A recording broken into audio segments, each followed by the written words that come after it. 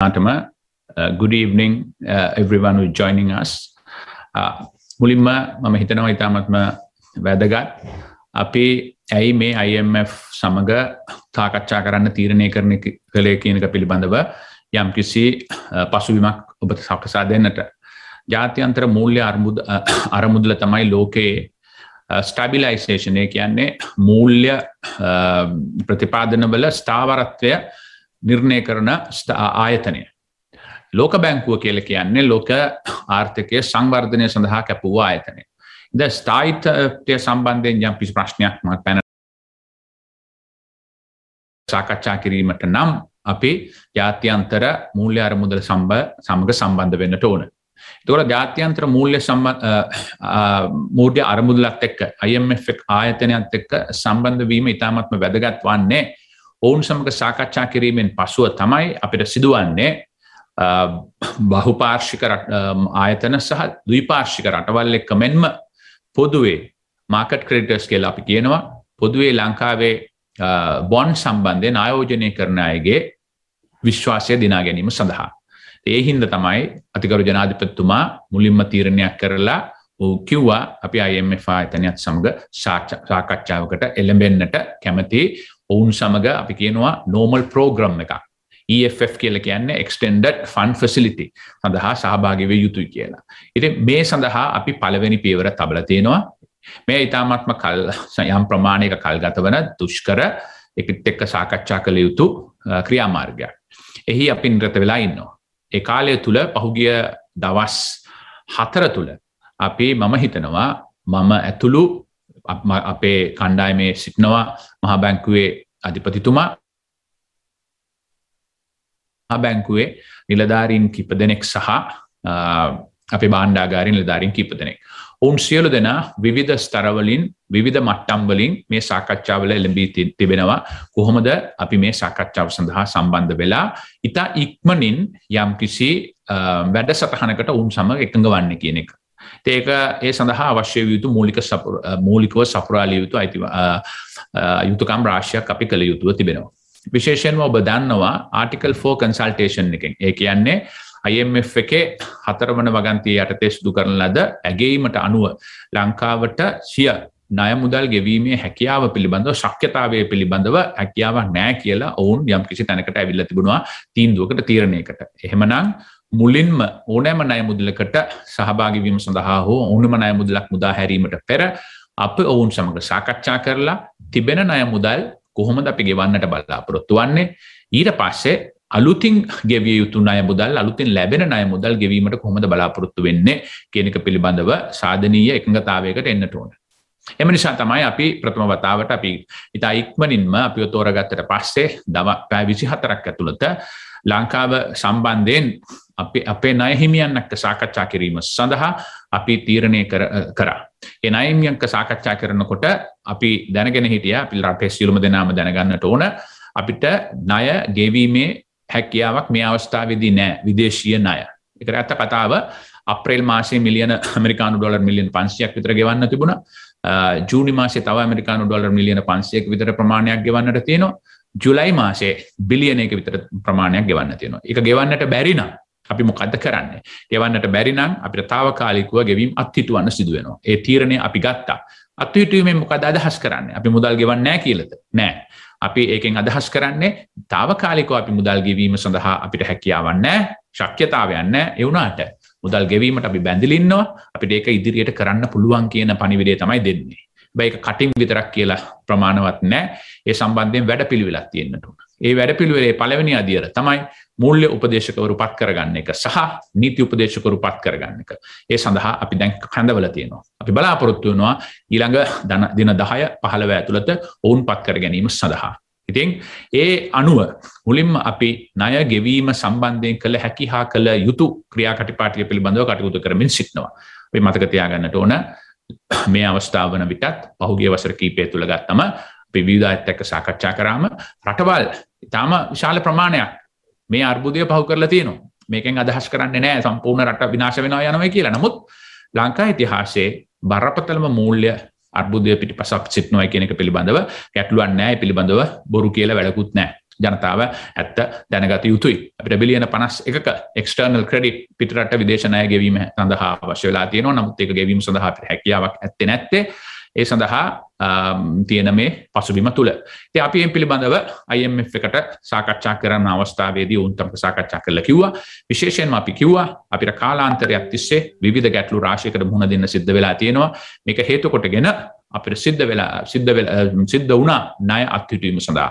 විශේෂයෙන් මේ 1919 දී සිද්ධ වෙච්ච පාස්කු ප්‍රහාරයෙන් අපේ රටේ ටූරිසම් එකට සිද්ධ වෙච්ච බලපෑම 2021 තුලදී කොවිඩ් අනතුරෙන් සිදු වෙච්ච බලපෑම ඊට පස්සේ ඒකෙන් යන්තම් එළියට එනකොටම සංචාරක ව්‍යාපාරය පිළිබඳව යලි විස ඔසවනකොටම අපිට සිද්ධ වුණා යුක්‍රේනයේ සිද්ධ වෙච්ච මේ මහා විනාශය හේතු කොටගෙන ලෝකයේ අපි දන්නවා ඉන්ධන මිල 50%කට වැඩියෙන් ඉහළ ගිහිල්ලා තියෙනවා 34 තිබුණ එක 60ට ගිහිල්ලා 65ට ගිහිල්ලා දැන් 100කට විතර ගිහිල්ලා තියෙනවා සාමාන්‍ය මාසිකට අපිට ගතවන්නේ ඉන්ධන සඳහා මිලියන ඇමරිකානු ඩොලර් 175-200ක් තිබුණු බිල අද වෙනකොට 400-450ක් දක්වා ඉක්ම වෙලා කියනවා කියන මේ සම්පූර්ණ ක්‍රියාපටිපාටි අපි කියලා දුන්නා ඒත් එක්කම අපි ඔවුන් එක්ක පිළිගත්තා අපේ සමහර තීන්දුව తీරන විශේෂයෙන්ම බදු අඩු කිරීම සඳහා ගත්ත තීරණය හේතු කොටගෙන වාර්ෂිකව බිලියන 600ක ප්‍රමාණයක් අපිට 2200 වර්ෂයේදී අහුමි වීමත් IMF එක සමග සාකච්ඡා කිරීම සඳහා කාලය ගත වීමත් අපේ පැත්තෙන් වෙච්ච යම් යම් අඩුපාඩු කියන එක අපි නිවැරදිව පාරදුෂ්‍යව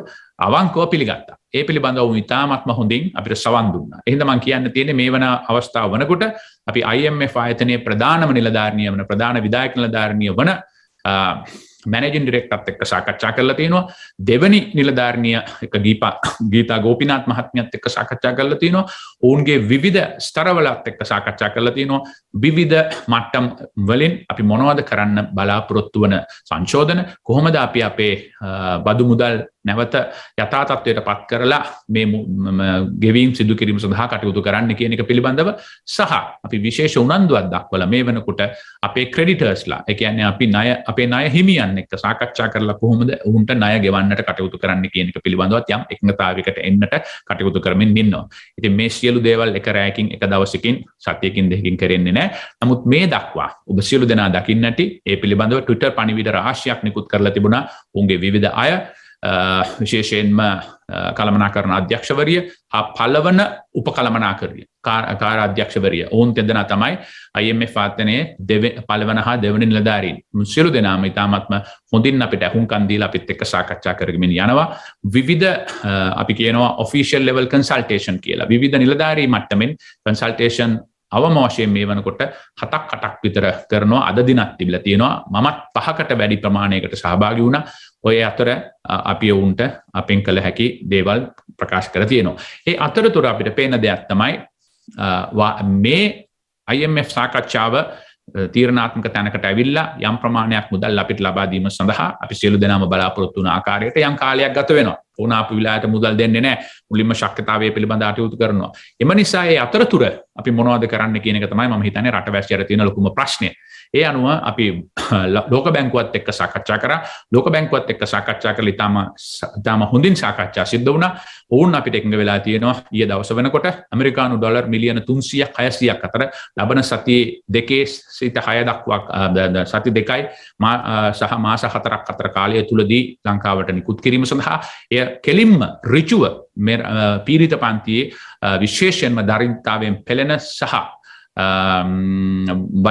වඩාම පීඩාවට පත්වෙච්ච ජනතාව වෙත සහන ලබා දීම සඳහා විශේෂයෙන්ම සෞඛ්‍ය සහන බෙහෙත් ඊට ඇරුණාම ඔවුන්ට යම් කිසි ප්‍රමාණයකින් මුදල් ආධාර කළ හැකිද සහ කැමබීම සහ ෆර්ටිලයිසර් සඳහා අපි සාකච්ඡා කරගෙන ඉන්නවා. ඒෂියන් බැංක් එකත් එක්ක ADB එකත් එක්ක අපි සාකච්ඡා කරා. ඔවුනුත් ඒ සම්බන්ධයෙන් කටයුතු කරගෙන ඉන්නවා. විශේෂයෙන්ම හොඳම දේ තමයි අපිට කියන්න තියෙන්නේ ඉන්දියාවත් එක්ක තිබුණු සාකච්ඡා ඉතාමත්ම සාර්ථකයි. ඉන්දියාව අපිට අපි නිල මට්ටමින් ඉන්දියාවේ ගරු මුදල් අමාත්‍යතුමිය සමග සාකච්ඡාවේදී මිලියන 500ක තවදුරටත් අපිට ඇමරිකානු ඩොලර් මිලියන 500ක් දක්වා වූ ඉන්ධන මිලදී ගැනීම සඳහා යම් කිසි පහසුකමක් සලසා දීමට උත්සාහලා තියෙනවා. ඒ අරුණාම දැනට බිලියනයක් සඳහා අපිට අනිකුත් අත්‍යවශ්‍ය ආහාර ද්‍රව්‍ය ඇතුළු භාණ්ඩ ආනයනය කිරීම සඳහා ඉල්ලීමක් කරලා තියෙනවා. එය තවදුරටත් ඒක ඉවර වුණාම තවත් බිලියනයක් ලබා දීම සඳහා අපි කරන ඉල්ලීමත් ඔවුන් ඉතාමත් හොඳින් සලකාගෙන යනවා. මම හිතනවා ඔවුන් ඒක ලබා දෙනවා කියලා. ඔක්කොටම වැඩි අපිට වැදගත්ම දේ තමයි Asian Clearing Union කියන ACU කියලා කියනවා. කියන්නේ හැම මාස දෙකකට පස්සෙම ලංකාව කලාපයෙන් ගන්න LC වලට අදාළ මුදල් නැවත ගෙවීම සඳහා කාලය අවශ්‍යයි. එය දැනටමත් අපිට ගෙවන්න තියෙනවා ඇමරිකානු ඩොලර් 1.4 බිලියන් විතර. ඒ සඳහා ජනවාරි මාසයේ දක්වා කාලය ලබා දීම සඳහා ඉන්දියාව මාස දෙකෙන් දෙකට උදව් කරනවා කියලා අපිට යම්කිසි නිල මට්ටමින් පොරොන්දුවක් වෙලා තියෙනවා. ඒ අනුව ඉන්දියාව විසින් අපිට ලබා දෙන ආධාරවල විශාල ප්‍රමාණයක් අපිට තිබෙනවා. ක්‍රිටිකාලීන බ්‍රිජ් ෆයිනෑන්සිං හැටියට. ඒකෝ ඉන්දියාවෙන් එක ලැබෙනවා, වර්ල්ඩ් බැංක් එකෙන් ලැබෙනවා, ADB එකෙන් ලැබෙනවා. අපිට IMF එකෙන් යම්කිසි ප්‍රෝග්‍රෑම් එකකට එකඟවීම සඳහා අපි ඉන්නේ තාම මූලික සාකච්ඡා මට්ටමින්. ඒකට අපි අනිවාර්යයෙන්ම දැනගෙන හිටියා. නමුත් මේක අද ආරම්භ කරපු මේ ගිය සතියේ ආරම්භ කරපු එක ඉතා හොඳයි. නැත්තම් කවදා ආරම්භ කරනවද? එදා ඉඳලා ඉස්සරහට මේ ප්‍රශ්න වලට අපිට මුහුණ දෙන්න සිද්ධ වෙනවා. ඒක මේ දක්වා ඉතාමත්ම සාර්ථකව ඒ සාකච්ඡා කරගෙන යනවා. අපේ බලාපොරොත්තුව හැකි ඉක්මනින් ඔවුන් සමග යම්කිසි එකඟතාවයකට එන්න. ඔවුන් සමග එකඟතාවයකට ඒම සඳහා වැදගත්ම දේ තමයි ණය හිමියන් සමග එකඟතාවයකට එන්න. ණය හිමියෝ අපිට වර්ග තුන් ගොල්ලක් ඉන්නවා. අපි කියනවා මල්ටිලැටරල්ස් කියලා. ඒ කියන්නේ බහු වාර්ගික සංගම්, ADB එක, IMF එක, ලෝක බැංකුව වගේ ඒවා ප්‍රතිව්‍යුහගත කරන්නට අපිට හැකියාවක් නැහැ. ඒ අරුණාම අපිට තියෙනවා ද්විපාර්ශ්වික බයිලැටරල්ස් කියලා කියනවා. ඉන්දියාවත් එක්ක, පැරිස් ක්ලබ් එක්ක, ජපානෙත් එක්ක, චීනෙත් එක්ක උන් එක්ක අපි වෙනම සාකච්ඡා කරන්න ඕනේ ණය ප්‍රතිව්‍යුහගත කිරීම පිළිබඳව. ඒ අරුණාම අපිට තියෙනවා බොන්ඩ් හෝල්ඩර්ස්ලත් එක්ක අපි කියනවා ISB කියලා. ඒ කියන්නේ sovereign bonds කියලා. ඒ කියන්නේ ලංකාවේ bonds වල ආයෝජනය කරපු ආයෝජකත් එක්ක සාකච්ඡා කරන්න. මේ සම්බන්ධයෙන් අපි කටයුතු කරගෙන යනවා. ඒ සාකච්ඡාවල තීරණාත්මක තීරණය අනුව තමයි අපිට හැකි ඉක්මනින් මේ සඳහා එකඟ වෙන්නට සිද්ධ වෙන්නේ. ඒ හින්දා මම හිතනවා මේ අවස්ථාවේදී තාමත්ම වැදගත් වන්නේ සියලු දෙනාම දන්නවා කෙටි කාලීනව කොහොමද අපි රටේ ජනතාවට අවශ්‍ය සහන ලබා දෙන්නේ, ඔවුන්ට අවශ්‍ය ඉන්ධන ටික, ඔවුන්ට අවශ්‍ය ගෑස් ටික, ඔවුන්ට අවශ්‍ය ඉලෙක්ට්‍රිසිටි ටික ලබා ගැනීම සඳහා කටයුතු කරන්නේ කොහොමද, මධ්‍ය කාලීනව කොහොමද අපි බ්‍රිජ් ෆයිනෑන්ස් එකක් ලබා ගන්නේ, දීර්ඝ කාලීනව අපි කොහොමද අවුරුද්දක් විතර යනකොට නැවත වතාවක් රට සංවර්ධනයේ පැත්තට යොමු කරන්න කියන පුළුල් කොටස ඇතුළත තමයි අපි සාකච්ඡා කරන්නේ. ඒ අතරතුරදී මට හැකියාව ලැබුණා UNDP ආයතනයත් එක්ක එක්සත් ජාතීන්ගේ සංවිධානයේ සංවර්ධන අරමුණුත් එක්ක සාකච්ඡා කරන්න උණුත් එකඟ වෙලා තියෙනවා අපිට උදව් කිරීම සඳහා. ඇමරිකාවේ විදේශ අමාත්‍යාංශය සහ ඇමරිකාවේ ආර්ථික අමාත්‍යාංශය යන ආයතනවත් නිලධාරීනුත් මුණ ගැසුණා. මේ දක්වා ඒ සියලු සාකච්ඡා බොහෝ දුරට හොඳින් අපි බලාපොරොත්තු වුණු ආකාරයට සිදු වෙගෙන යනවා.